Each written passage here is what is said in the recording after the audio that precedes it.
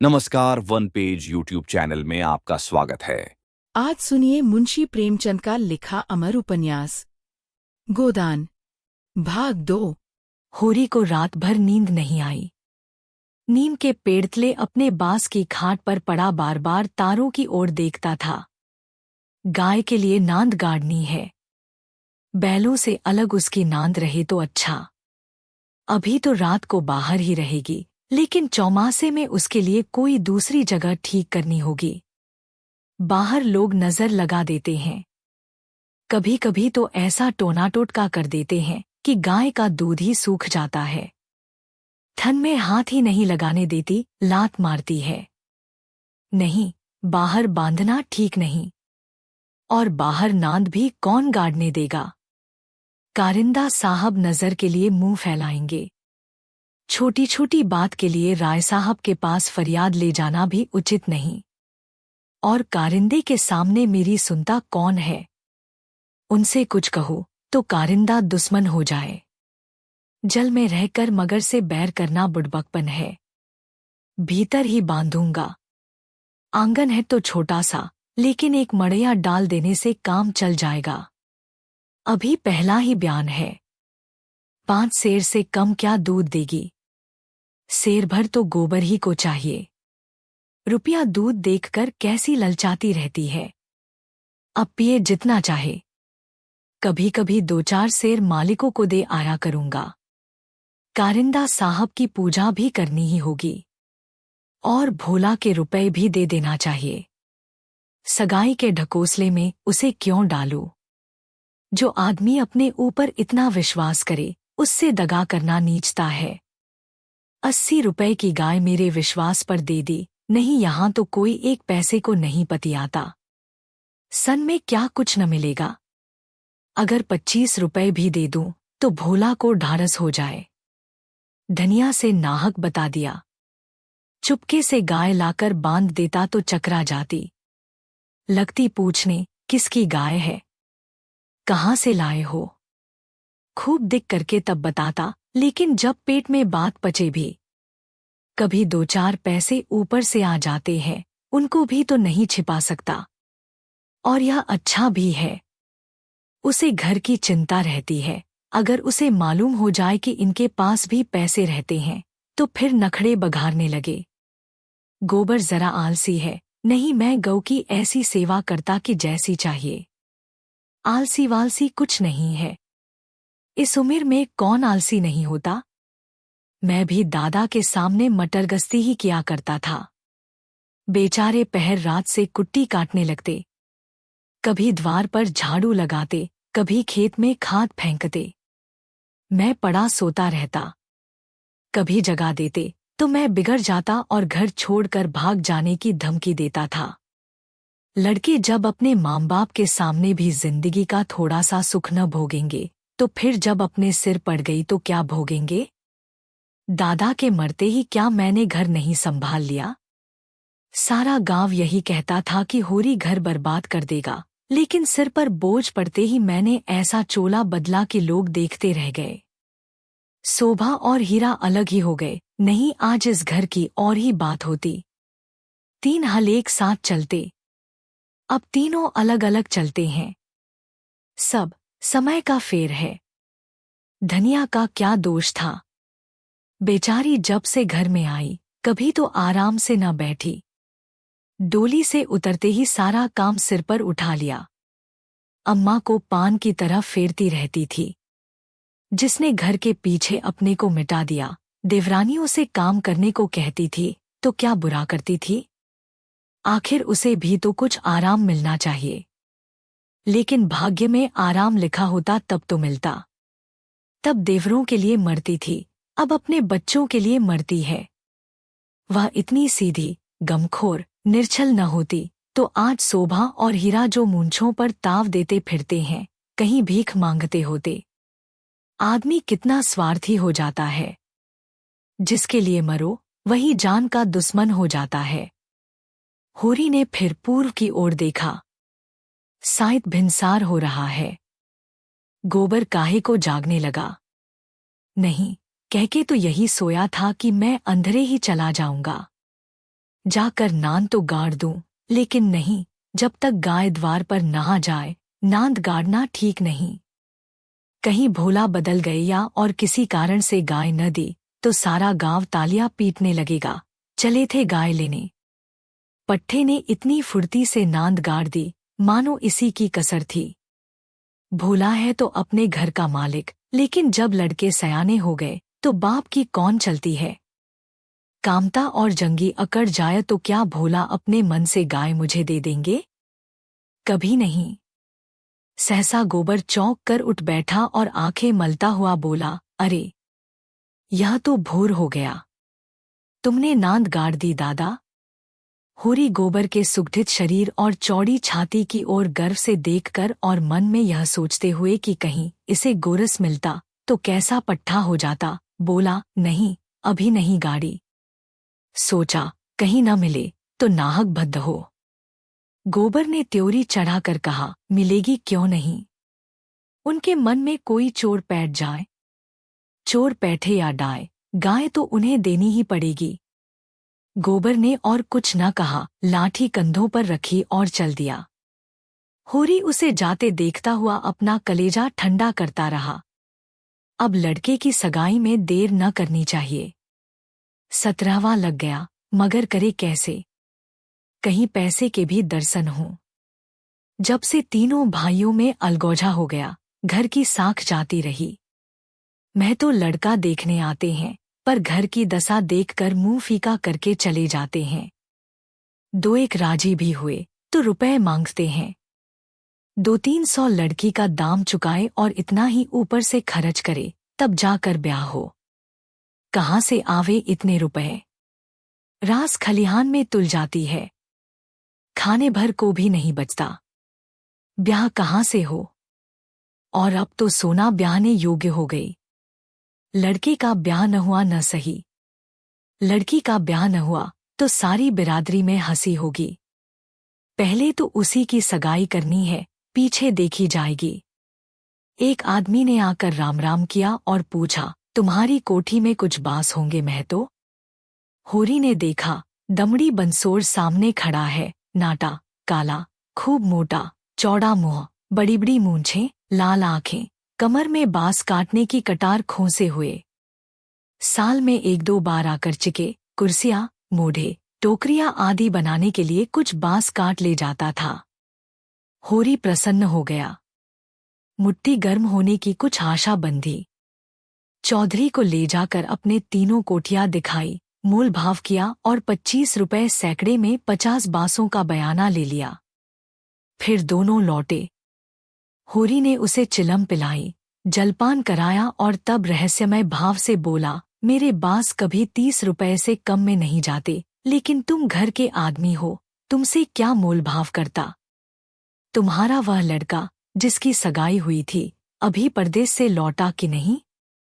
चौधरी ने चिलम का दम लगाकर खांसते हुए कहा, उस लौंडे के पीछे तो मर मिटा महतो। जवान बहू घर में बैठी थी और वह बिरादरी की एक दूसरी औरत के साथ परदेश में मौज करने चल दिया। बहू भी दूसरे के साथ निकल गई। बड़ी नाकिस जात है महतो, किसी की नहीं होती। कितना समझाया कि तू जो चाहे खा, जो चाहे पहन, मेरी नाक न कटवा, मुदा कौन सुनता है। औरत को भगवान सब कुछ दे, रूप न दे, नहीं तो वह काबू में नहीं रहती। कोठियां तो बंट गई होंगी। होरी ने आकाश की ओर देखा और मानो उसकी महानता में उड़ता हुआ बोला, सब कुछ बंट गया चौधरी। जिनको लड़कों की तरह पाला पोसा, वह अब बराबर के हिस्सेदार हैं, लेकिन भाई का हिस्सा खाने की अपनी नियत नहीं है। इधर तुमसे रुपए मिलेंगे, उधर दोनों भाइयों को बांट दूंगा। 4 दिन की जिंदगी में क्यों किसी से छलकपट करूं? नहीं कह दूं कि 20 रुपए सैकड़े में बेचे हैं तो उन्हें क्या पता लगेगा? तुम उनसे कहने थोड़े ही जाओगे। तुम्हें तो मैंने बराबर अपना भाई समझा है। व्यवहार में हम भाई के अर्थ का कितना ही दुरुपयोग करें, लेकिन उसकी भावना में जो पवित्रता है वह हमारी कालिमा से कभी मलिन नहीं होती। होरी ने अप्रत्यक्ष रूप से यह प्रस्ताव करके चौधरी के मुंह की ओर देखा कि वह स्वीकार करता है या नहीं। उसके मुख पर कुछ ऐसा मिथ्या विनीत भाव प्रकट हुआ जो भिक्षा मांगते समय मोटे भिक्षुकों पर आ जाता है। चौधरी ने होरी का आसन पाकर चाबुक जमाया। हमारा तुम्हारा पुराना भाईचारा है महतो, ऐसी बात है भला, लेकिन बात यह है कि ईमान आदमी बेचता है तो किसी लालच से। 20 रुपए नहीं, मैं 15 रुपए कहूंगा, लेकिन जो 20 रुपए के दाम लो। होरी ने खिसिया कर कहा, तुम तो चौधरी अंधेर करते हो, 20 रुपए में कहीं ऐसे बास जाते हैं? ऐसे क्या, इससे अच्छे बास जाते हैं 10 रुपए पर। हाँ, 10 कोस और पश्चिम चले जाओ। मोल बास का नहीं है, शहर के नगीच होने का है। आदमी सोचता है जितनी देर वहां जाने में लगेगी उतनी देर में तो 2-4 रुपए का काम हो जाएगा। सौदा पट गया। चौधरी ने मिर्जई उतार कर छान पर रख दी और बांस काटने लगा। ऊख की सिंचाई हो रही थी। हिराभू कलेवा लेकर कुएं पर जा रही थी। चौधरी को बांस काटते देखकर घूंघट के अंदर से बोली, कौन बांस काटता है? यहां बांस न कटेंगे। चौधरी ने हाथ रोक कर कहा, बांस मोल लिए हैं, 15 रुपए सैकड़े का बयाना हुआ है। सेंट में नहीं काट रहे हैं। हिराभू अपने घर की मालकिन थी। उसी के विद्रोह से भाइयों में अलगौजा हुआ था। धनिया को परास्त करके शेर हो गई थी। हीरा कभी कभी उसे पीटता था। अभी हाल में इतना मारा था कि वह कई दिन तक खाट से न उठ सकी, लेकिन अपना पदाधिकार वह किसी तरह न छोड़ती थी। हीरा क्रोध में उसे मारता था, लेकिन चलता था उसी के इशारों पर, उस घोड़े की भांति जो कभी कभी स्वामी को लात मार कर भी उसी के आसन के नीचे चलता है। कलेवे की टोकरी सिर से उतार कर बोली, 15 रुपए में हमारे बास न जाएंगे। चौधरी औरत जात से इस विषय में बातचीत करना नीतिविरुद्ध समझते थे। बोले, जाकर अपने आदमी को भेज दो। जो कुछ कहना हो आकर कहें। हिराभू का नाम था पुन्नी। बच्चे 2 ही हुए थे, लेकिन ढल गई थी। बनाव सिंगार से समय के आघात का शमन करना चाहती थी, लेकिन गृहस्थी में भोजन ही का ठिकाना न था। सिंगार के लिए पैसे कहाँ से आते? इस अभाव और विवशता ने उसकी प्रकृति का जल सुखाकर कठोर और शुष्क बना दिया था, जिस पर एक बार गावड़ा भी उचट जाता था।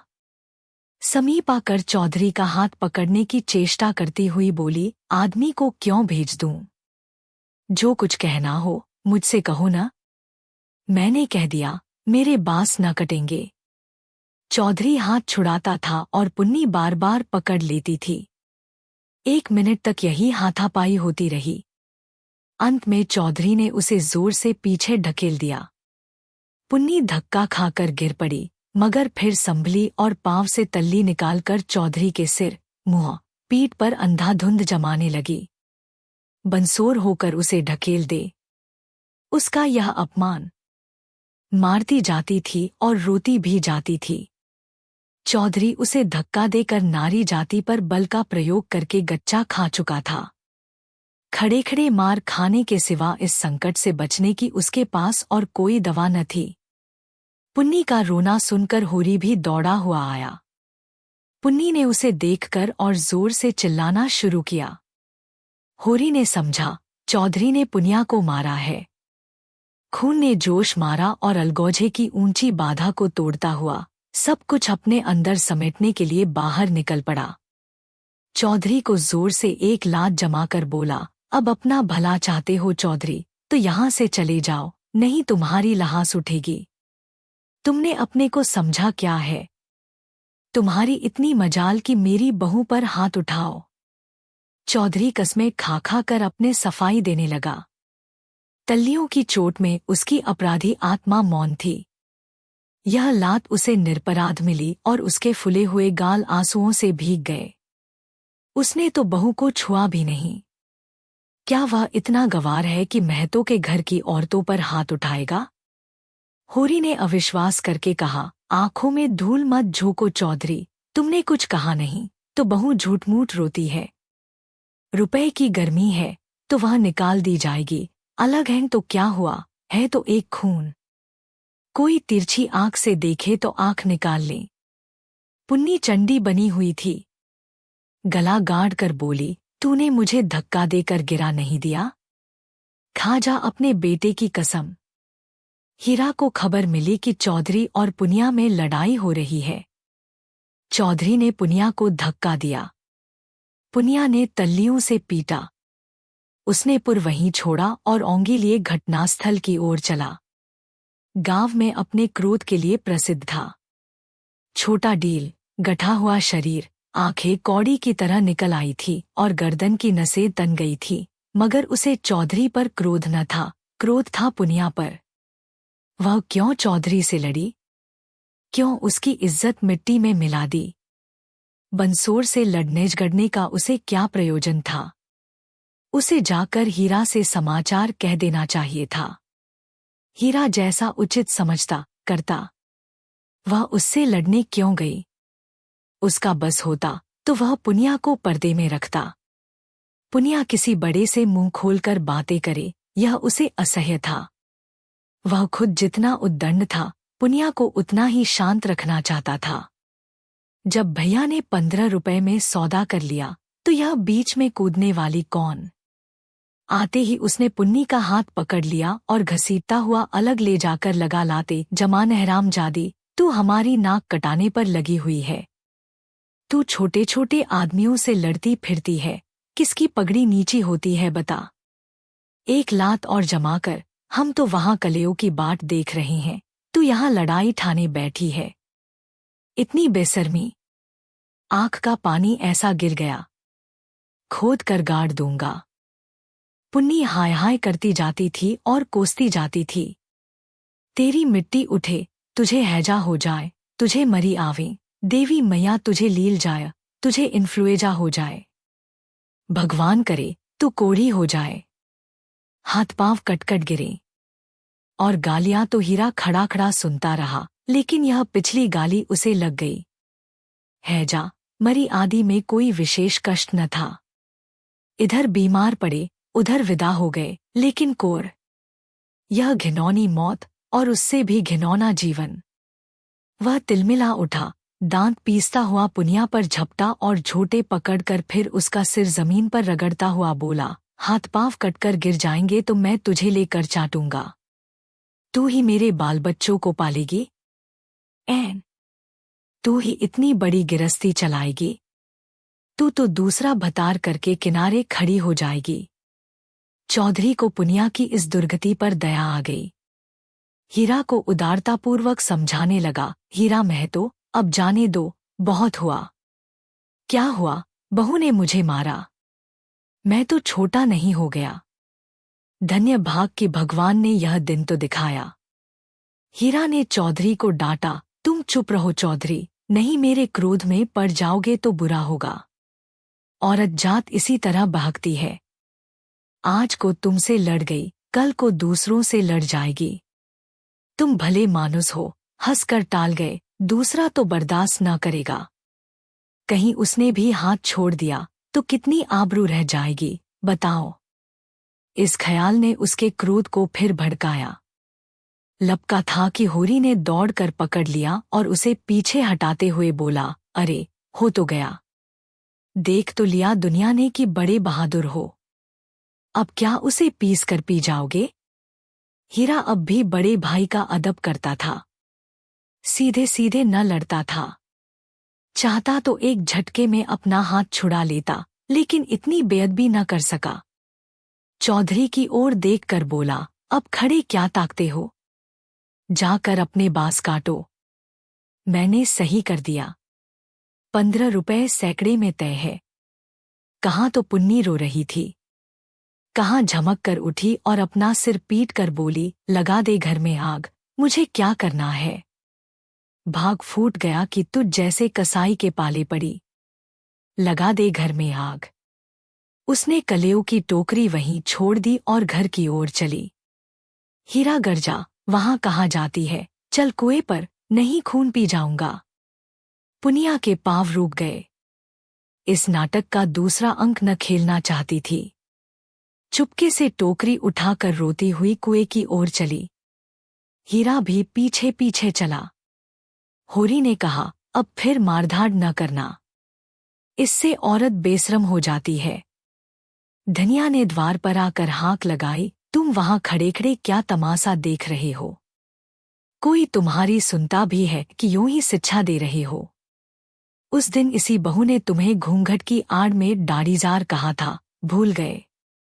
बहुरिया होकर पराए मर्दों से लड़ेगी तो डांटी न जाएगी। होरी द्वार पर आकर नटखटपन के साथ बोला, और जो मैं इसी तरह तुझे मारूं? क्या कभी मारा नहीं है जो मारने की साध बनी हुई है? इतनी बेदर्दी से मारता तो तू घर छोड़कर भाग जाती। पुनिया बड़ी गमखोर है। ओहो, ऐसे ही तो बड़े दर्द वाले हो। अभी तक मार का दाग बना हुआ है। हीरा मारता है तो दुलारता भी है। तुमने खाली मारना सीखा, दुलार करना सीखा ही नहीं। मैं ही ऐसी हूं कि तुम्हारे साथ निभा हुआ। अच्छा रहने दे, बहुत अपना बखान न कर। तू ही रूठ रूठ नहर भागती थी। जब महीनों खुशामद करता था तब जाकर आती थी। जब अपने गरज सताती थी तब मनाने जाते थे लाला। मेरे दुलार से नहीं जाते थे। इसी से तो मैं सबसे तेरा बखान करता हूं। वैवाहिक जीवन के प्रभात में लालसा अपने गुलाबी मादकता के साथ उदय होती है और हृदय के सारे आकाश को अपने माधुर्य की सुनहरी किरणों से रंजित कर देती है। फिर मध्याह्न का प्रखर ताप आता है, क्षण क्षण पर बगुले उठते हैं और पृथ्वी कांपने लगती है। लालसा का सुनहरा आवरण हट जाता है और वास्तविकता अपने नग्न रूप में सामने आ खड़ी होती है। उसके बाद विश्राममय संध्या आती है, शीतल और शांत, जब हम थके हुए पथिकों की भांति दिन भर की यात्रा का वृत्तांत करते और सुनते हैं, तटस्थ भाव से, मानो हम किसी ऊंचे शिखर पर जा बैठे हैं, जहां नीचे का जनरव हम तक नहीं पहुंचता। धनिया ने आंखों में रस भरकर कहा, चलो चलो, बड़े बखान करने वाले। जरा सा कोई काम बिगड़ जाए तो गर्दन पर सवार हो जाते हो। होरी ने मीठे उलाहने के साथ कहा, ले, अब यही तेरी बेइंसाफी मुझे अच्छी नहीं लगती धनिया। भोला से पूछ, मैंने उनसे तेरे बारे में क्या कहा था? धनिया ने बात बदलकर कहा, देखो, गोबर गाय लेकर आता है कि खाली हाथ? चौधरी ने पसीने में लथपथ आकर कहा, मैं तो चलकर बांस गिन लो, कल ठेला लाकर उठा ले जाऊंगा। होरी ने बांस गिनने की जरूरत न समझी। चौधरी ऐसा आदमी नहीं है। फिर एकाध बांस बेसी काट ही लेगा तो क्या? रोज ही तो मंगनी बांस कटते रहते हैं। सहालगों में तो मंडप बनाने के लिए लोग दर्जनों बांस काट ले जाते हैं। चौधरी ने 7.5 रुपए निकालकर उसके हाथ में रख दिए। होरी ने गिनकर कहा, और निकालो। हिसाब से 2.5 और होते हैं। चौधरी ने बेमुरौवती से कहा, 15 रुपए में तय हुए हैं कि नहीं? 15 रुपए में नहीं, 20 रुपए में। हीरा महतो ने तुम्हारे सामने 15 रुपए कहे थे। कहो तो बुला लाओ। तय तो 20 रुपए में ही हुए थे चौधरी। अब तुम्हारी जीत है, जो चाहो कहो। 2.5 रुपए निकलते हैं, तुम 2 ही दे दो। मगर चौधरी कच्ची गोलियां न खेला था। अब उसे किसका डर? होरी के मुंह में तो ताला पड़ा हुआ था। क्या कहे, माथा ठोंक कर रह गया। बस इतना बोला, यह अच्छी बात नहीं है चौधरी, 2 रुपए दबाकर राजा न हो जाओगे। चौधरी तीक्ष्ण स्वर में बोला, और तुम क्या भाइयों के थोड़े से पैसे दबाकर राजा हो जाओगे? 2.5 रुपए पर अपना ईमान बिगाड़ रहे थे, उस पर मुझे उपदेश देते हो। अभी पर्दा खोल दूं तो सिर नीचा हो जाए। होरी पर जैसे सैकड़ों जूते पड़ गए। चौधरी तो रुपए सामने जमीन पर रख कर चला गया, पर वह नीम के नीचे बैठा बड़ी देर तक पछताता रहा। वह कितना लोभी और स्वार्थी है, इसका उसे आज पता चला। चौधरी ने 2.5 रुपए दे दिए होते तो वह खुशी से कितना फूल उठता। अपने चालाकी को सराहता कि बैठे बैठाए 2.5 रुपए मिल गए। ठोकर खाकर ही तो हम सावधानी के साथ पग उठाते हैं। धनिया अंदर चली गई थी। बाहर आई तो रुपए जमीन पर पड़े देखे, गिनकर बोली, और रुपए क्या हुए, 10 न चाहिए? होरी ने लंबा मुंह बनाकर कहा, हीरा ने 15 रुपए में दे दिए तो मैं क्या करता? हीरा 5 रुपए में दे दे। हम नहीं देते इन दामों। वहां मारपीट हो रही थी। मैं बीच में क्या बोलता? होरी ने अपने पराजय अपने मन में ही डाल ली, जैसे कोई चोरी से आम तोड़ने के लिए पेड़ पर चढ़े और गिर पड़ने पर धूल झाड़ता हुआ उठ खड़ा हो कि कोई देख न ले। जीत कर आप अपने धोखेबाजियों की डींग मार सकते हैं, जीत में सब कुछ माफ है। हार की लज्जा तो पी जाने की ही वस्तु है। धनिया पति को फटकारने लगी। ऐसे अवसर उसे बहुत कम मिलते थे। होरी उससे चतुर था, पर आज बाजी उसके हाथ थी। हाथ मटका कर बोली, क्यों न हो, भाई ने 15 रुपए कह दिए तो तुम कैसे टोकते? अरे राम राम। लाडले भाई का दिल छोटा हो जाता कि नहीं? फिर जब इतना बड़ा अनर्थ हो रहा था कि लाडली बहू के गले पर छुरी चल रही थी, तो भला तुम कैसे बोलते? उस बखत कोई तुम्हारा सरबस लूट लेता तो भी तुम्हें सुधा न होती। होरी चुपचाप सुनता रहा, मिनका तक नहीं। झुंझलाहट हुई, क्रोध आया, खून खौला, आंख जली, दांत पिसे, लेकिन बोला नहीं। चुपके से कुदाल उठाई और ऊख गोड़ने चला। धनिया ने कुदाल छीन कर कहा, क्या अभी सबेरा है जो ऊख गोड़ने चले? सूरज देवता माथे पर आ गए। नहाने धोने जाव। रोटी तैयार है। होरी ने घुन्ना कर कहा, मुझे भूख नहीं है। धनिया ने जले पर नोन छिड़का, हाँ, काहे को भूख लगेगी? भाई ने बड़े बड़े लड्डू खिला दिए हैं न? भगवान ऐसे सपूत भाई सबको दे। होरी बिगड़ा और क्रोध अब रस्सियां तुड़ा रहा था। तू आज मार खाने पर लगी हुई है। धनिया ने नकली विनय का नाटक करके कहा, क्या करूं? तुम दुलार ही इतना करते हो कि मेरा सिर फिर गया है। तू घर में रहने देगी कि नहीं? घर तुम्हारा, मालिक तुम, मैं भला कौन होती हूं तुम्हें घर से निकालने वाली? होरी आज धनिया से किसी तरह पेश नहीं पा सकता। उसकी अक्ल जैसे कुंड हो गई है। इन व्यंग्यबाणों के रोकने के लिए उसके पास कोई ढाल नहीं है। धीरे से कुदाल रख दी और गमछा लेकर नहाने चला गया। लौटा कोई आधा घंटे में, मगर गोबर अभी तक न आया था। अकेले कैसे भोजन करे? लौंडा वहां जाकर सो रहा। भोला कि वह मदमाती छोकरी है न झुनिया। उसके साथ हंसी दिल्लगी कर रहा होगा। कल भी तो उसके पीछे लगा हुआ था। नहीं गाय दी तो लौट क्यों नहीं आया? क्या वहां ढई देगा? धनिया ने कहा, अब खड़े क्या हो? गोबर सांझ को आएगा। होरी ने और कुछ न कहा, कहीं धनिया फिर न कुछ कह बैठे। भोजन करके नीम की छाया में लेट रहा। रूपा रोती हुई आई। नंगे बदन एक लंगोटी लगाए, झबरे बाल इधर उधर बिखरे हुए। होरी की छाती पर लोट गई। उसकी बड़ी बहन सोना कहती है, गाय आएगी तो उसका गोबर मैं पाथूंगी। रूपा यह नहीं बर्दाश्त कर सकती है। सोना ऐसी कहा कि बड़ी रानी है कि सारा गोबर आप पाथ डाले। रूपा उससे किस बात में कम है? सोना रोटी पकाती है तो क्या रूपा बर्तन नहीं मांजती? सोना पानी लाती है तो क्या रूपा कुएं पर रस्सी नहीं ले जाती? सोना तो कलसा भरकर इठलाती चली आती है।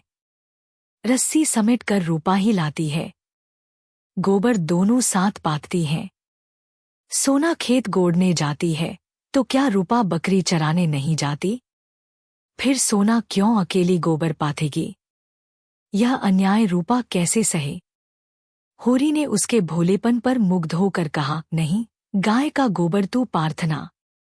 सोना गाय के पास आए तो भगा देना। रूपा ने पिता के गले में हाथ डालकर कहा, दूध भी मैं ही दुहूंगी। हाँ, तू न दुहेगी तो और कौन दुहेगा? वह मेरी गाय होगी। हाँ, 16 आने तेरी। रूपा प्रसन्न होकर अपने विजय का शुभ समाचार पराजित सोना को सुनाने चली गई। गाय मेरी होगी, उसका दूध मैं दुहूंगी, उसका गोबर मैं पाथूंगी, तुझे कुछ न मिलेगा। सोना उम्र से किशोरी, देह के गठन में युवती और बुद्धि से बालिका थी। जैसे उसका यौवन उसे आगे खींचता था, बालपन पीछे। कुछ बातों में इतनी चतुर कि ग्रेजुएट युवतियों को पढ़ाए, कुछ बातों में इतनी अलहड़ कि शिशुओं से भी पीछे। लंबा, रूखा, किंतु प्रसन्न मुख, थोड़ी नीचे को खिंची हुई, आंखों में एक प्रकार की तृप्ति, न केशों में तेल, न आंखों में काजल, न देह पर कोई आभूषण, जैसे गृहस्थी के भार ने यौवन को दबाकर बौना कर दिया हो। सिर को एक झटका देकर बोली, जा, तू गोबर पाथ। जब तू दूध दोहकर रखेगी तो मैं पी जाऊंगी। मैं दूध की हाड़ी ताले में बंद करके रखूंगी। मैं ताला तोड़कर दूध निकाल लाऊंगी। यह कहती हुई वह बाग की तरफ चल दी। आम गदरा गए थे। हवा के झोंकों से एकाध जमीन पर गिर पड़ते थे। लू के मारे चुचके, पीले, लेकिन बालवृंद उन्हें टपके समझकर बाग को घेरे रहते थे। रूपा भी बहन के पीछे होली। जो काम सोना करे वह रूपा जरूर करेगी। सोना के विवाह की बातचीत हो रही थी। रूपा के विवाह की कोई चर्चा नहीं करता, इसलिए वह स्वयं अपने विवाह के लिए आग्रह करती है। उसका दूल्हा कैसा होगा, क्या क्या लाएगा, उसे कैसे रखेगा, उसे क्या खिलाएगा, क्या पहनाएगा, इसका वह बड़ा विशद वर्णन करती, जिसे सुनकर कदाचित कोई बालक उससे विवाह करने पर राजी न होता। सांझ हो रही थी। होरी ऐसा अलसाया कि ऊप गोड़ने न जा सका। बैलों को नांद में लगाया, सानी खली दी और एक चिलम भरकर पीने लगा। इस फसल में सब कुछ खलिहान में तौल देने पर भी कोई 300 कर्ज था, जिस पर कोई 100 रुपए सूद के बढ़ते जाते थे। मंगरू साह से आज 5 साल हुए। बैल के लिए 60 रुपए लिए थे, उसमें 60 दे चुका था, पर वह 60 रुपए ज्यों के त्यों बने हुए थे। दातादीन पंडित से 30 रुपए लेकर आलू बोए थे। आलू तो चोर खोद ले गए और उस 30 के इन 3 बरसों में 100 हो गए थे। दुलारी विधवा सहुआइन थी, जो गांव में नून, तेल, तंबाकू की दुकान रखे हुए थी। बंटवारे के समय उससे 40 रुपए लेकर भाइयों को देना पड़ा था। उसके भी लगभग 100 रुपए हो गए थे, क्योंकि आने रुपए का ब्याज था। लगान के भी अभी 25 रुपए बाकी पड़े हुए थे और दशहरे के दिन शगुन के रुपयों का भी कोई प्रबंध करना था। बासों के रुपए बड़े अच्छे समय पर मिल गए। शगुन की समस्या हल हो जाएगी, लेकिन कौन जाने, यहाँ तो एक भोला भी हाथ में आ जाए तो गांव में शोर मच जाता है और लेनदार चारों तरफ से नोचने लगते हैं। ये 5 रुपए तो वह शगुन में देगा, चाहे कुछ हो जाए, मगर अभी जिंदगी के 2 बड़े बड़े काम सिर पर सवार थे। गोबर और सोना का विवाह। बहुत हाथ बांधने पर भी 300 से कम खर्च न होंगे। ये 300 किसके घर से आएंगे? कितना चाहता है कि किसी से 1 पैसा कर्ज न ले, जिसका आता हो उसका पाई पाई चुका दे, लेकिन हर तरह का कष्ट उठाने पर भी गला नहीं छूटता। इसी तरह सूद बढ़ता जाएगा और एक दिन उसका घरद्वार सब नीलाम हो जाएगा। उसके बाल बच्चे निराश्रय होकर भीख मांगते फिरेंगे।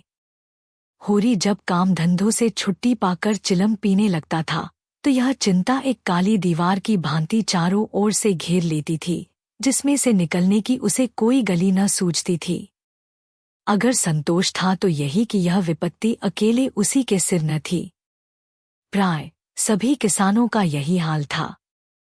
अधिकांश की दशा तो इससे भी बदतर थी। शोभा और हीरा को उससे अलग हुए अभी कुल 3 साल हुए थे, मगर दोनों पर 400 का बोझ लद गया था। झिंगुर 2 हल की खेती करता है, उस पर 1000 से कुछ बेसी ही देना है। जियावन महतो के घर भिखारी भीख भी नहीं पाता, लेकिन कर्जे का कोई ठिकाना नहीं।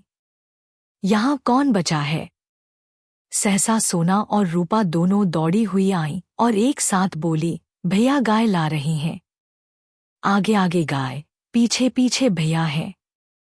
रूपा ने पहले गोबर को आते देखा था। यह खबर सुनाने की सुरखरुई उसे मिलनी चाहिए थी।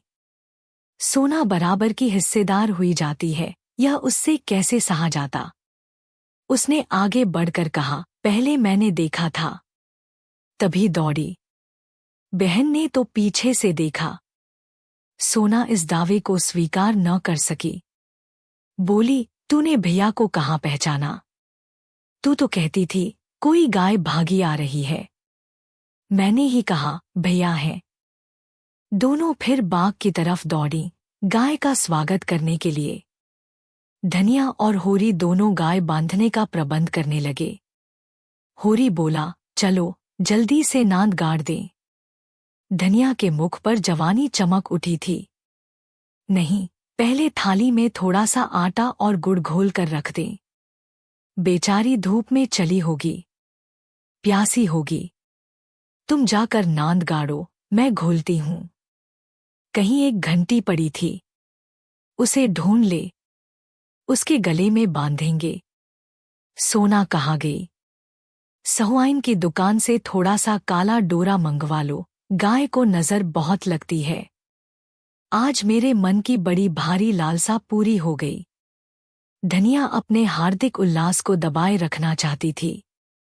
इतनी बड़ी संपदा अपने साथ कोई नई बाधा न लाए, यह शंका उसके निराश हृदय में कंपन डाल रही थी। आकाश की ओर देखकर बोली, गाय के आने का आनंद तो तब है कि उसका पौरा भी अच्छा हो। भगवान के मन की बात है। मानो वह भगवान को भी धोखा देना चाहती थी। भगवान को भी दिखाना चाहती थी कि इस गाय के आने से उसे इतना आनंद नहीं हुआ कि ईर्ष्यालु भगवान सुख का पल्ला ऊंचा करने के लिए कोई नई विपत्ति भेज दें। वह अभी आटा घोल ही रही थी कि गोबर गाय को लिए बालकों के एक जुलूस के साथ द्वार पर आ पहुंचा। होरी दौड़कर गाय के गले से लिपट गया। धनिया ने आटा छोड़ दिया और जल्दी से एक पुरानी साड़ी का काला किनारा फाड़कर गाय के गले में बांध दिया।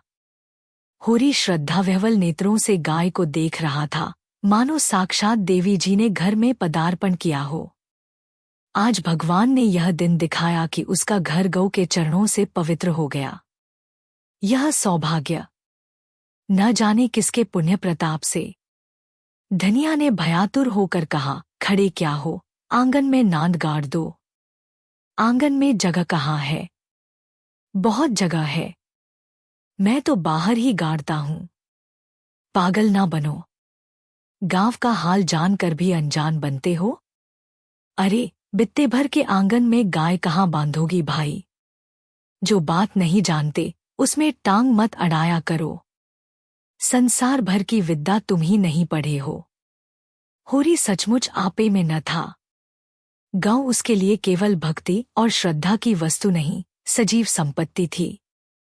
वह उससे अपने द्वार की शोभा और अपने घर का गौरव बढ़ाना चाहता था। वह चाहता था लोग गाय को द्वार पर बंधी देखकर पूछें, यह किसका घर है? लोग कहें, होरी महतो का।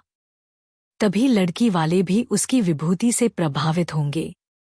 आंगन में बंधी तो कौन देखेगा? धनिया इसके विपरीत सशंक थी। वह गाय को 7 पर्दों के अंदर छिपाकर रखना चाहती थी। अगर गाय 8 पहर कोठरी में रह सकती तो शायद वह उसे बाहर न निकलने देती। यूं हर बात में होरी की जीत होती थी। वह अपने पक्ष पर अड़ जाता था और धनिया को दबना पड़ता था, लेकिन आज धनिया के सामने होरी की एक न चली। धनिया लड़ने को तैयार हो गई। गोबर, सोना और रूपा, सारा घर होरी के पक्ष में था, पर धनिया ने अकेले सबको परास्त कर दिया। आज उसमें एक विचित्र आत्मविश्वास और होरी में एक विचित्र विनय का उदय हो गया था। मगर तमाशा कैसे रोक सकता था? गाय डोली में बैठकर तो आई न थी। कैसे संभव था कि गांव में इतनी बड़ी बात हो जाए और तमाशा न लगे? जिसने सुना, सब काम छोड़कर देखने दौड़ा। यह मामूली देशी गऊ नहीं है। भोला के घर से 80 रुपए में आई है। होरी 80 रुपए क्या देंगे, 50-60 रुपए में लाए होंगे। गांव के इतिहास में 50-60 रुपए की गाय का आना भी अभूतपूर्व बात थी। बैल तो 50 रुपए के भी आए, 100 के भी आए, लेकिन गाय के लिए इतनी बड़ी रकम किसान क्या खा के खर्च करेगा? यह तो ग्वालों ही का कलेजा है कि अंजुलियों रुपए गिनाते हैं। गाय क्या है? साक्षात देवी का रूप है। दर्शकों और आलोचकों का तांता लगा हुआ था और होरी दौड़ दौड़ कर सबका सत्कार कर रहा था। इतना विनम्र, इतना प्रसन्न चित्त वह कभी न था। 70 साल के बूढ़े पंडित दातादीन लठियां टेकते हुए आए और पोपले मुंह से बोले, कहाँ हो होरी, तनिक हम भी तुम्हारी गाय देख लें। सुना, बड़ी सुंदर है। होरी ने दौड़कर पालागन किया और मन में अभिमान में उल्लास का आनंद उठाता हुआ बड़े सम्मान से पंडित जी को आंगन में ले गया। महाराज ने गौ को अपने पुरानी अनुभवी आंखों से देखा, सींगे देखी, थन देखा, पुट्टा देखा और घनी सफेद भौहों के नीचे छिपी हुई आंखों में जवानी की उमंग भरकर बोले, कोई दोष नहीं है बेटा, बाल भौंदरी, सब ठीक। भगवान चाहेंगे तो तुम्हारे भाग खुल जाएंगे, ऐसे अच्छे लक्षण है कि वाह। बस रातिब न कम होने पाए। एक एक बाछा 100-100 का होगा। होरी ने आनंद के सागर में डुबकियां खाते हुए कहा, सब आपका आशीर्वाद है दादा। दातादीन ने सुरती की पीक थूकते हुए कहा, मेरा आशीर्वाद नहीं है बेटा, भगवान की दया है। यह सब प्रभु की दया है। रुपए नगद दिए। होरी ने बेपर की उड़ाई। अपने महाजन के सामने भी अपने समृद्धि प्रदर्शन का ऐसा अवसर पाकर वह कैसे छोड़े। टकी की नई टोपी सिर पर रखकर जब हम अकड़ने लगते हैं, जरा देर के लिए किसी सवारी पर बैठकर जब हम आकाश में उड़ने लगते हैं, तो इतनी बड़ी विभूति पाकर क्यों न उसका दिमाग आसमान पर चढ़े। बोला, भोला ऐसा भला मानस नहीं है महाराज। नगद गिनाए, पूरे चौकस। अपने महाजन के सामने यह डींग मारकर होरी ने नादानी तो की थी, पर दातादीन के मुख पर असंतोष का कोई चिन्ह न दिखाई दिया। इस कथन में कितना सत्य है, यह उनकी उन बुझी आंखों से छिपा न रह सका, जिनमें ज्योति की जगह अनुभव छिपा बैठा था। प्रसन्न होकर बोले, कोई हरज नहीं बेटा, कोई हरज नहीं। भगवान सब कल्याण करेंगे। 5 सेर दूध है इसमें, बच्चे के लिए छोड़कर। धनिया ने तुरंत टोका, अरे नहीं महाराज, इतना दूध कहाँ, बुढ़िया तो हो गई है। फिर यहाँ रातिब कहाँ धरा है। दातादीन ने मर्मभरी आंखों से देखकर उसकी सतर्कता को स्वीकार किया, मानो कह रही हूँ, गृहिणी का यही धर्म है, सीटना मर्दों का काम है, उन्हें सीटने दो। फिर रहस्यभरे स्वर में बोले, बाहर ना बांधना, इतना कहे देते हैं। धनिया ने पति की ओर विजयी आंखों से देखा, मानो कह रही हो, लो अब तो मानोगे। दातादीन से बोली, नहीं महाराज, बाहर क्या बांधेगे, भगवान दे तो इसी आंगन में 3 गाय और बंधा सकती हैं। सारा गांव गाय देखने आया। नहीं आए तो शोभा और हीरा, जो अपने सगे भाई थे। होरी के हृदय में भाइयों के लिए अब भी कोमल स्थान था। वह दोनों आकर देख लेते और प्रसन्न हो जाते तो उसकी मनोकामना पूरी हो जाती। सांझ हो गई। दोनों पुर लेकर लौट आए। इसी द्वार से निकले, पर पूछा कुछ नहीं। होरी ने डरते डरते धनिया से कहा, न शोभा आया, न हीरा। सुना न होगा। धनिया बोली, तो यहाँ कौन उन्हें बुलाने जाता है। तू बात तो समझती नहीं, लड़ने के लिए तैयार रहती है। भगवान ने जब यह दिन दिखाया है, तो हमें सिर झुका कर चलना चाहिए। आदमी को अपने सगों के मुंह से अपने भलाई बुराई सुनने की जितनी लालसा होती है, बाहर वालों के मुंह से नहीं। फिर अपने भाई लाख बुरे हों, हैं तो अपने भाई ही।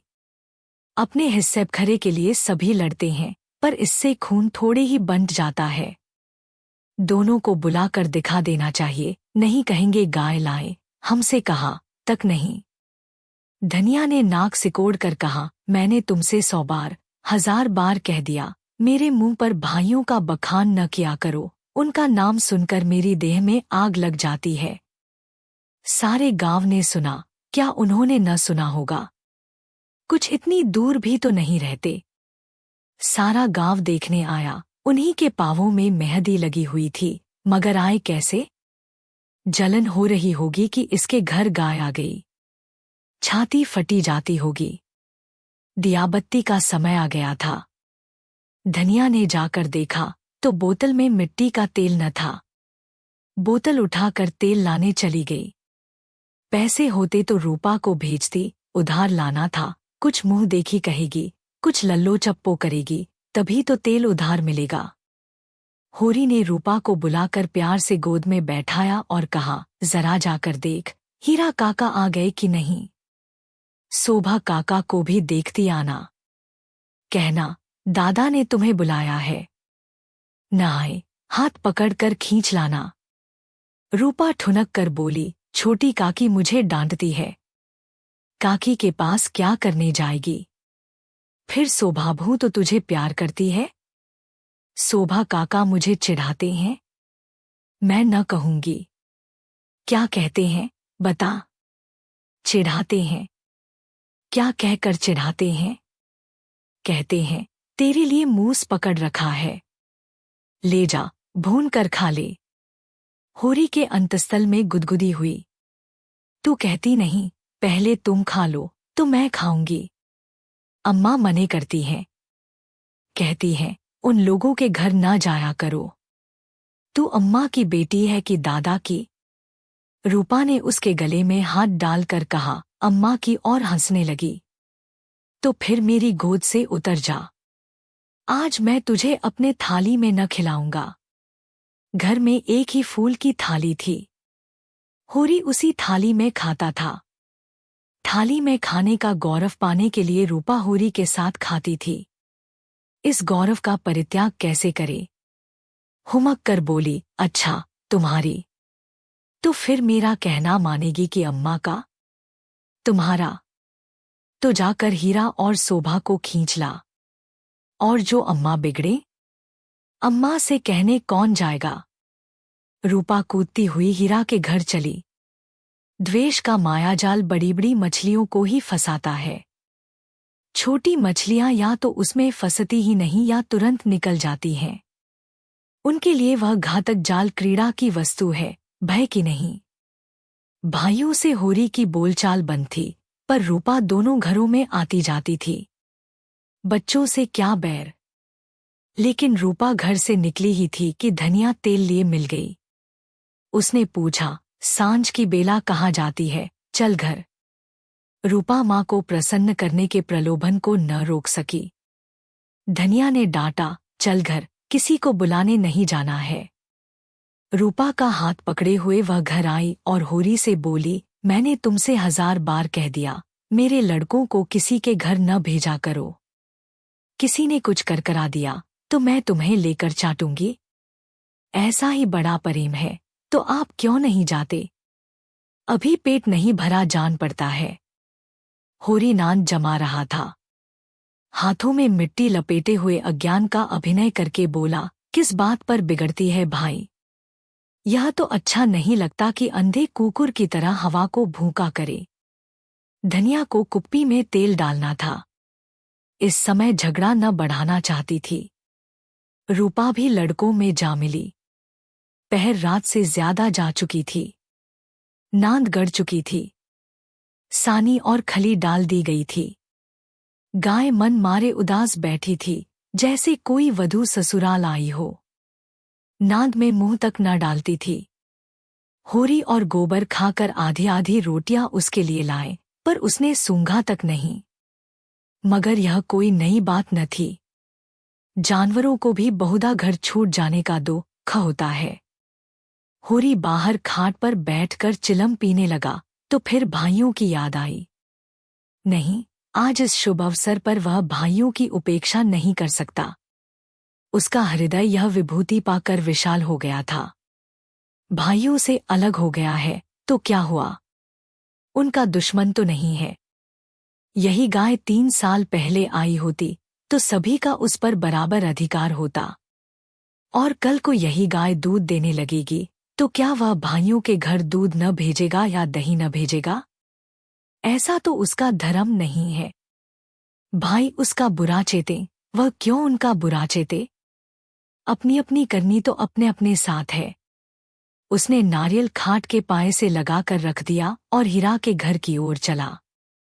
शोभा का घर भी उधर ही था। दोनों अपने अपने द्वार पर लेटे हुए थे।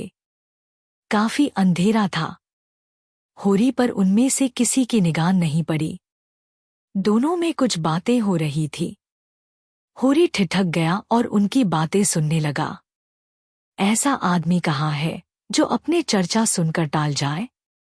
हीरा ने कहा, जब तक एक में थे, एक बकरी भी नहीं ली। अब पछाई गाय ली जाती है। भाई का हक मार कर किसी को फलते फूलते नहीं देखा। शोभा बोला, यह तुम अन्याय कर रहे हो हीरा। भैया ने एक एक पैसे का हिसाब दे दिया था। यह मैं कभी न मानूंगा कि उन्होंने पहले की कमाई छिपा रखी थी। तुम मानो चाहे न मानो, है यह पहले की कमाई। अच्छा, तो यह रुपए कहाँ से आ गए? कहाँ से हुन बरस पड़ा? उतने ही खेत तो हमारे पास भी हैं, उतनी ही उपज हमारी भी है। फिर क्यों हमारे पास कफन को कौड़ी नहीं और उनके घर नई गाय आती है? उधार लाए होंगे। भोला उधार देने वाला आदमी नहीं है। कुछ भी हो, गाय है बड़ी सुंदर। गोबर लिए जाता था तो मैंने रास्ते में देखा। बेईमानी का धन जैसे आता है वैसे ही जाता है। भगवान चाहेंगे तो बहुत दिन गाय घर में न रहेगी। होरी से और न सुना गया। वह बीती बातों को बिसार कर अपने हृदय में स्नेह और सौहार्द भरे भाइयों के पास आया था। इस आघात ने जैसे उसके हृदय में छेद कर दिया और वह रसभाव उसमें किसी तरह नहीं टिक रहा था। लत्ते और चिथड़े ठूंस कर अब उस प्रवाह को नहीं रोक सकता। जी में एक उबाल आया कि उसी क्षण इस आक्षेप का जवाब दे, लेकिन बात बढ़ जाने के भय से चुप रह गया। अगर उसकी नीयत साफ है तो कोई कुछ नहीं कर सकता। भगवान के सामने वह निर्दोष है। दूसरों की उसे परवाह नहीं। उल्टे पांव लौट आया और वह जला हुआ तंबाकू पीने लगा। लेकिन जैसे वह विष प्रतिक्षण उसकी धमनियों में फैलता जाता था। उसने सो जाने का प्रयास किया पर नींद न आई। बैलों के पास जाकर उन्हें सहलाने लगा, विष शांत न हुआ। दूसरी चिलम भरी, लेकिन उसमें भी कुछ रस न था। विष ने जैसे चेतना को आक्रांत कर दिया हो। जैसे नशे में चेतना एकांगी हो जाती है, जैसे फैला हुआ पानी एक दिशा में बहकर वेगवान हो जाता है, वही मनोवृत्ति उसकी हो रही थी। उसी उन्माद की दशा में वह अंदर गया। अभी द्वार खुला हुआ था। आंगन में एक किनारे चटाई पर लेटी हुई धनिया सोना से देह दबवा रही थी और रूपा जो रोज सांझ होते ही सो जाती थी, आज खड़ी गाय का मुंह सहला रही थी। होरी ने जाकर गाय को खूंटे से खोल लिया और द्वार की ओर ले चला। वह इसी वक्त गाय को भोला के घर पहुंचाने का दृढ़ निश्चय कर चुका था। इतना बड़ा कलंक सिर पर लेकर वह अब गाय को घर में नहीं रख सकता, किसी तरह नहीं। धनिया ने पूछा, कहाँ लिए जाते हो रात को? होरी ने एक पग बढ़ाकर कहा, ले जाता हूँ भोला के घर। लौटा दूंगा। धनिया को विस्मय हुआ, उठकर सामने आ गई और बोली, लौटा क्यों दोगे? लौटाने के लिए ही लाए थे। हाँ, इसके लौटा देने में ही कुशल है। क्यों, बात क्या है? इतने अरमान से लाए और अब लौटाने जा रहे हो? क्या भोला रुपए मांगते हैं? नहीं, भोला यहाँ कब आया? तो फिर क्या बात हुई? क्या करोगी पूछ कर? धनिया ने लपक कर पघिया उसके हाथ से छीन ली। उसकी चपल बुद्धि ने जैसे उड़ती हुई चिड़िया पकड़ ली। बोली, तुम्हें भाइयों का डर हो तो जाकर उनके पैरों पर गिरो। मैं किसी से नहीं डरती। अगर हमारी बढ़ती देखकर किसी की छाती फटती है तो फट जाए, मुझे परवाह नहीं है। होरी ने विनीत स्वर में कहा, धीरे धीरे बोल महारानी। कोई सुने तो कहे, ये सब इतनी रात गए लड़ रही हैं। मैं अपने कानों से क्या सुनाया हूँ, तू क्या जाने। यहाँ चर्चा हो रही है कि मैंने अलग होते समय रुपए दबा लिए थे और भाइयों को धोखा दिया था, यही रुपए अब निकल रहे हैं। हीरा कहता होगा। सारा गांव कह रहा है। हीरा को क्यों बदनाम करूं? सारा गांव नहीं कह रहा है, अकेला हीरा कह रहा है। मैं अभी जाकर पूछती हूँ न कि तुम्हारे बाप कितने रुपए छोड़कर मरे थे। दाढ़ीजारों के पीछे हम बर्बाद हो गए। सारी जिंदगी मिट्टी में मिला दी, पाल पोस कर संडा किया और अब हम बेईमान हैं। मैं कह देती हूँ, अगर गाय घर के बाहर निकली तो अनर्थ हो जाएगा। रख लिए हमने रुपए, दबा लिए, बीच खेत दबा लिए। डंके की चोट कहती हूँ, मैंने हंडे भर असरफिया छिपा ली। हीरा और शोभा और संसार को जो करना हो कर ले, क्यों न रुपए रख लें। 2-2 संडों का ब्याह नहीं किया, गौना नहीं किया। होरी सिटपिटा गया। धनिया ने उसके हाथ से पघिया छीन ली और गाय को खूंटे से बांधकर द्वार की ओर चली। होरी ने उसे पकड़ना चाहा, पर वह बाहर जा चुकी थी। वहीं सिर थाम कर बैठ गया। बाहर उसे पकड़ने की चेष्टा करके वह कोई नाटक नहीं दिखाना चाहता था। धनिया के क्रोध को खूब जानता था। बिगड़ती है तो चंडी बन जाती है। मारो, काटो, सुनेगी नहीं। लेकिन हीरा भी तो एक ही गुस्सेवर है, कहीं हाथ चला दे तो पल्ले ही हो जाए। नहीं, हीरा इतना मूर्ख नहीं है। मैंने कहाँ से कहाँ यह आग लगा दी। उसे अपने आप पर क्रोध आने लगा। बात मन में रख लेता तो क्यों यह टंटा खड़ा होता। सहसा धनिया का कर्कश स्वर कान में आया। हीरा की गरज भी सुन पड़ी। फिर पुन्नी की पैनी पीक भी कानों में चुभी। सहसा उसे गोबर की याद आई। बाहर लपक कर उसकी खाट देखी। गोबर वहां न था। गजब हो गया, गोबर भी वहां पहुंच गया। अब कुशल नहीं। उसका नया खून है, न जाने क्या कर बैठे, लेकिन होरी वहां कैसे जाए।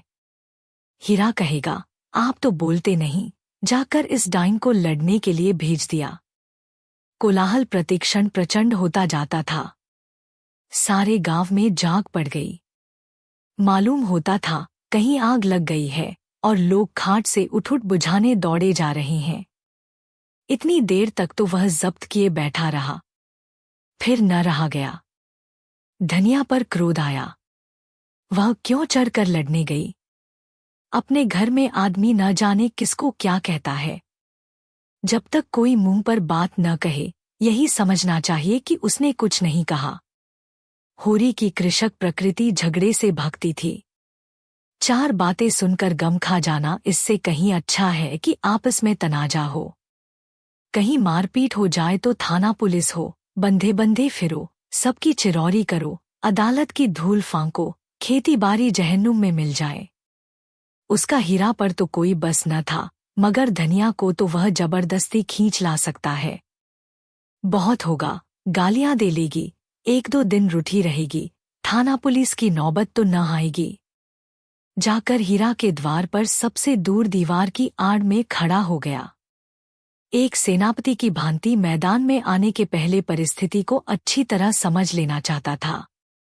अगर अपने जीत हो रही है तो बोलने की कोई जरूरत नहीं, हार हो रही है तो तुरंत कूद पड़ेगा। देखा तो वहां 50 आदमी जमा हो गए हैं। पंडित दातादीन, लाला पटेश्वरी, दोनों ठाकुर जो गांव के कर्ता धर्ता थे, सभी पहुंचे हुए हैं। धनिया का पल्ला हल्का हो रहा था। उसकी उग्रता जनमत को उसके विरुद्ध किए देती थी। वह रणनीति में कुशल न थी। क्रोध में ऐसी जलिकटी सुना रही थी कि लोगों की सहानुभूति उससे दूर होती जाती थी। वह गरज रही थी, तू हमें देखकर क्यों जलता है? हमें देखकर क्यों तेरी छाती फटती है? पालपोस कर जवान कर दिया, यह उसका इनाम है। हमने न पाला होता तो आज कहीं भीख मांगते होते, ईख की छां भी न मिलती। होरी को ये शब्द जरूरत से ज्यादा कठोर जान पड़े। भाइयों का पालना पोसना तो उसका धर्म था। उनके हिस्से की जायदाद तो उसके हाथ में थी। कैसे ना पालता पोसता, दुनिया में कहीं मुंह दिखाने लायक रहता। हीरा ने जवाब दिया, हम किसी का कुछ नहीं जानते। तेरे घर में कुत्तों की तरह एक टुकड़ा खाते थे और दिन दिन भर काम करते थे। जाना ही नहीं कि लड़कपन और जवानी कैसी होती है। दिन दिन भर सूखा गोबर बीना करते थे। उस पर भी तू बिना 10 गाली दिए रोटी न देती थी। तेरी जैसी राक्षसिन के हाथ में पड़कर जिंदगी तलक हो गई। धनिया और भी तेज हुई, जबान संभाल, नहीं जीभ खींच लूंगी। राक्षसिन तेरी औरत होगी। तू है किस फेर में मूड़ी काटे, टुकड़ेखोर, नमकहराम। दातादीन ने टोका, इतना कटु वचन क्यों कहती है धनिया? नारी का धर्म है कि गम खाए। वह तो उजड़ है, क्यों उसके मुंह लगती है? लाला पटेश्वरी पटवारी ने उसका समर्थन किया, बात का जवाब बात है, गाली नहीं। तूने लड़कपन में उसे पाला पोसा, लेकिन यह क्यों भूल जाती है कि उसकी जायदाद तेरे हाथ में थी? धनिया ने समझा, सबके सब मिलकर मुझे नीचा दिखाना चाहते हैं। चौमुख लड़ाई लड़ने के लिए तैयार हो गई। अच्छा, रहने दो लाला, मैं सबको पहचानती हूँ। इस गांव में रहते 20 साल हो गए, एक एक की नसंस पहचानती हूँ। मैं गाली दे रही हूँ, वह फूल बरसा रहा है, क्यों? दुलारी सहुआइन ने आंख पर घी डाला, बाकी बड़ी गालदराज औरत है भाई, मर्द के मुंह लगती है। होरी ही जैसा मर्द है कि इसका निबाह होता है। दूसरा मर्द होता तो एक दिन न पटती। अगर हीरा इस समय जरा नर्म हो जाता तो उसकी जीत हो जाती, लेकिन ये गालियां सुनकर आपे से बाहर हो गया। औरों को अपने पक्ष में देखकर वह कुछ शेर हो रहा था। गला फाड़ कर बोला, चली जा मेरे द्वार से, नहीं जूतों से बात करूंगा, झोंटा पकड़कर उखाड़ लूंगा। गाली देती है डाइन। बेटे का घमंड हो गया है। खून। पासा पलट गया। होरी का खून खौल उठा, बारूद में जैसे चिंगारी पड़ गई हो। आगे आकर बोला, अच्छा बस, अब चुप हो जाओ हीरा, अब नहीं सुना जाता। मैं इस औरत को क्या कहूं? जब मेरी पीठ में धूल लगती है तो इसी के कारण। न जाने क्यों इससे चुप नहीं रहा जाता। चारों ओर से हीरा पर बौछार पड़ने लगी। दातादीन ने निर्लज्ज कह, पटेश्वरी ने गुंडा बनाया, झिंगुरी सिंह ने शैतान की उपाधि दी। दुलारी सहुआइन ने कपूत कहा, एक उद्दंड शब्द ने धनिया का पल्ला हल्का कर दिया था। दूसरे उग्र शब्द ने हीरा को गच्चे में डाल दिया। उस पर होरी के संयत वाक्य ने रही सी कसर भी पूरी कर दी। हीरा संभल गया। सारा गांव उसके विरुद्ध हो गया। अब चुप रहने में ही उसकी कुशल है। क्रोध के नशे में भी इतना होश उसे बाकी था। धनिया का कलेजा दूना हो गया। होरी से बोली, सुन लो कान खोल के, भाइयों के लिए मरते हो। यह भाई है, ऐसे भाई को मुंह न देखे। यह मुझे जूतों से मारेगा। खिला पिला। होरी ने डांटा, फिर क्यों बकबक करने लगी तू? घर क्यों नहीं जाती? धनिया जमीन पर बैठ गई और आर्त स्वर में बोली, अब तो इसके जूते खा के जाऊंगी। जरा इसकी मर्दूमी देख लूं, कहाँ है गोबर? अब किस दिन काम आएगा? तू देख रहा है बेटा, तेरी माँ को जूते मारे जा रहे हैं। यूं विलाप करके उसने अपने क्रोध के साथ होरी के क्रोध को भी क्रियाशील बना डाला। आग को फूंक फूंक कर उसमें ज्वाला पैदा कर दी। हीरा पराजित सा पीछे हट गया। पुन्नी उसका हाथ पकड़कर घर की ओर खींच रही थी। सहसा धनिया ने सिंहनी की भांति झपटकर हीरा को इतने जोर से धक्का दिया कि वह धम से गिर पड़ा और बोली, कहाँ जाता है? जूते मार, मार जूते, देखो तेरी मर्दुमी। होरी ने दौड़कर उसका हाथ पकड़ लिया और घसीटता हुआ घर ले चला। अगर आपको यह कहानी पसंद आई तो सब्सक्राइब करें और बेल आइकन दबाएं। अपने सुझाव कमेंट बॉक्स में बताएं। अगली कहानी तक शब्दों की दुनिया में डूबे रहे। धन्यवाद।